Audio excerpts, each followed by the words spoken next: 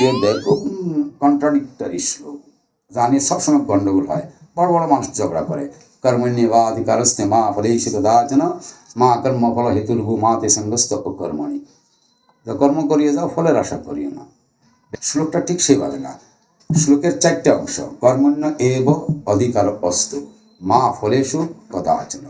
কর্মে তোমার অধিকার আছে, ফলের মধ্যে তোমার অধিকার নেই। ফলটা তোমার পকেটে নেই, ফলটা তোমার কাছে না, ফলটা কর্মের পরে, কিন্তু কর্মটা আগে।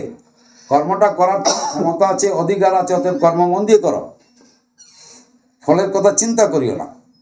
কর্ম করার সময় যদি ফলের চিন্তা করো, তাহলে কর্মে মন 100% তুমি দিতে পারবে না, কর্মটা সুন্দর হবে না। কাজ মন দিয়ে করো, ফলের কথা ভাবিও না। এখন যে মুহূর্তে যে পরিবেশে কথাটা বলা হয়েছে যে যুদ্ধক্ষেত্র, এটা যুদ্ধক্ষেত্র, ব্যাটেল ফিল্ড, এখানে কি হবে চিন্তা করার সময় নেই। এখানে ইমিডিয়েট এই মুহূর্তে নির্ণয় নিতে হবে, এই মুহূর্তে ফাইট করতে হবে।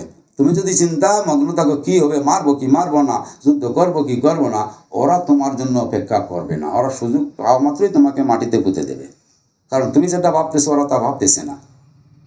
তোমার সম্মুখে যারা আছে শত্রুপক্ষ, তারা তো তোমার কথা ভাবতেছে না। তারা তো একটাই সিদ্ধান্ত নিয়ে আসছে, পাণ্ডবগণকে বিনাশ করব আর রাজ্য আমরা ভোগ করব। আর তুমি তাদের প্রতি দয়া দেখাচ্ছ, মায়া দেখাচ্ছ, চিন্তা করতেছো। তোমার এই দুর্বলতার সুযোগে তোমাকে মাটিতে পুঁতে দেবে। কর্মের ফলের চিন্তা নয়, কর্মের চিন্তা করো। কত চারিদিকে দৃষ্টি রাখো, কাজ করো, যুদ্ধ করো তুমি।